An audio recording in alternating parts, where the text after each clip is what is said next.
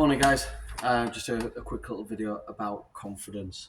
Um, One of the things that we like about world-class athletes is the actualization point. Okay. Now, this is seated behind the intrinsic value of confidence.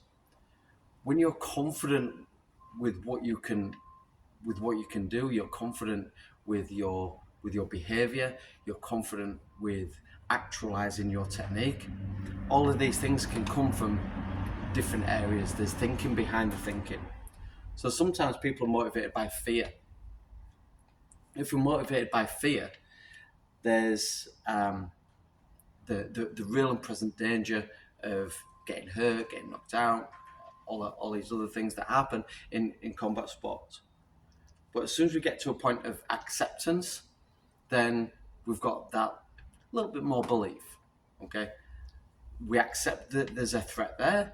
However, it doesn't necessarily detract from our performance.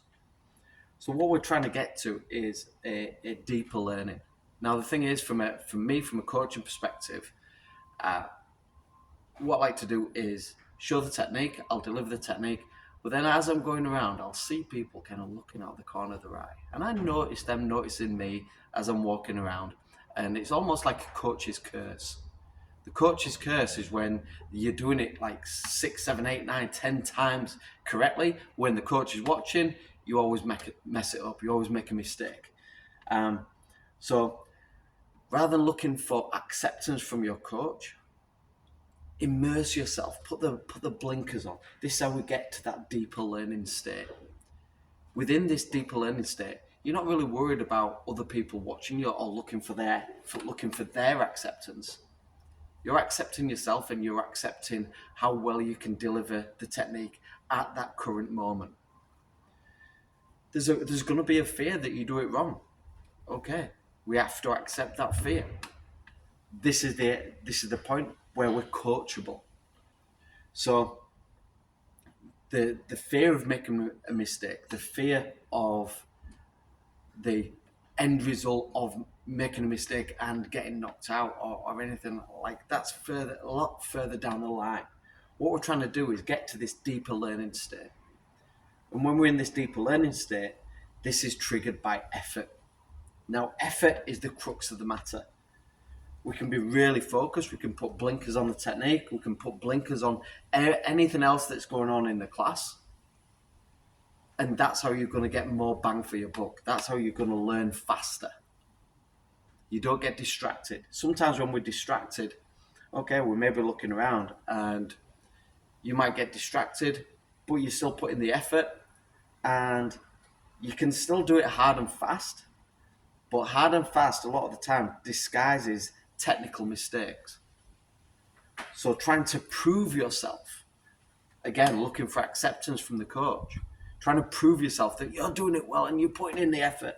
Okay, sometimes you need to dial it back on how fast you're delivering the technique. So then you can do the technique correctly. You can do it in balance. You can control your physiology, and it's all about your body making the right shapes. This is how you then retain your effort and you become coachable, so that you're not distracted by other things that are going on in the class. You're not distracted by coach there, but when coach says something, you can keep looking at your partner, you listen to the advice, you actualize the advice. This is where the reward is. So the reward is in the effort. When we're rewarded, that reward is a hormonal thing. This is how we access flow state. This is how you're going to learn 5 times as fast, and there's a hormone release when you're in flow state. This is why it's so addictive. So within the effort, we're trying to be as focused as possible so that we can do it with balance and movement patterns. We're being coachable so that we can take the advice on board without losing that focus. We get the reward, we generate the flow state, and then this is what's happening down at a cellular level. We're getting cellular programming. down right into the muscle fibers. There's neurotransmitters within the muscle fibers that learns that your actions don't know any different whether you're in fear or whether you're in acceptance.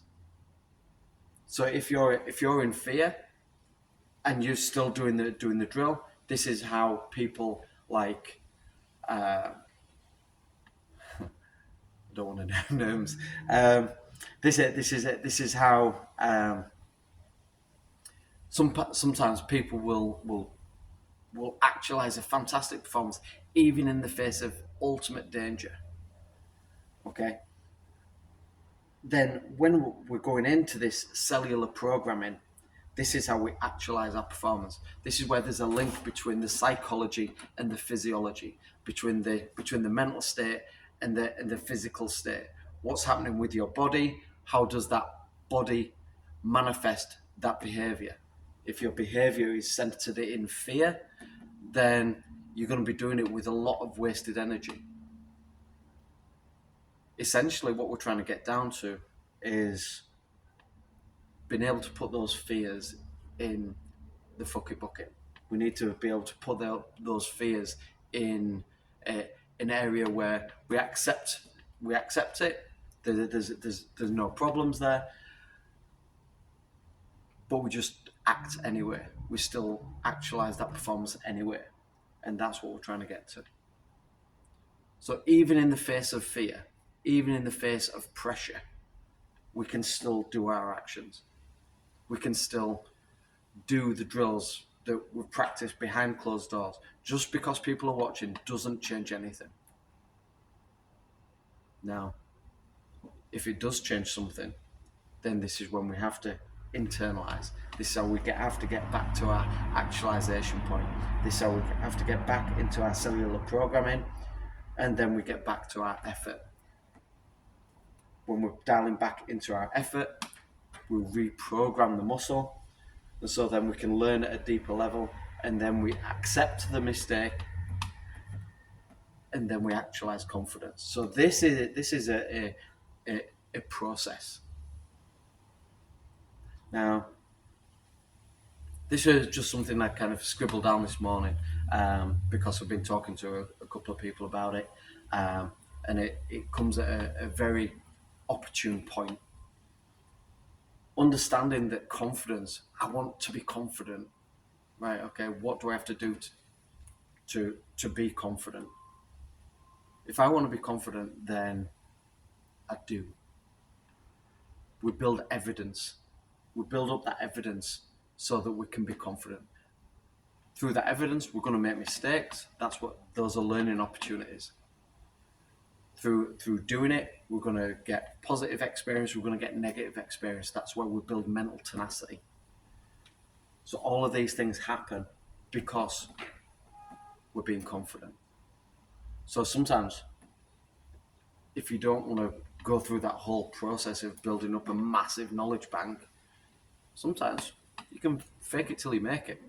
We can choose how I want to behave. I can choose how I want to actualize my performance. And then I visualize it. When I visualize it, all these things are happening, and I build up the experience. So I've got the knowledge and the physical experience going alongside it. And so we go backwards and forwards through this sequence. I hope that gives you a little bit of an insight into some of the confidence coaching that I do. If you want any more information, hit me up with a message. Thank you.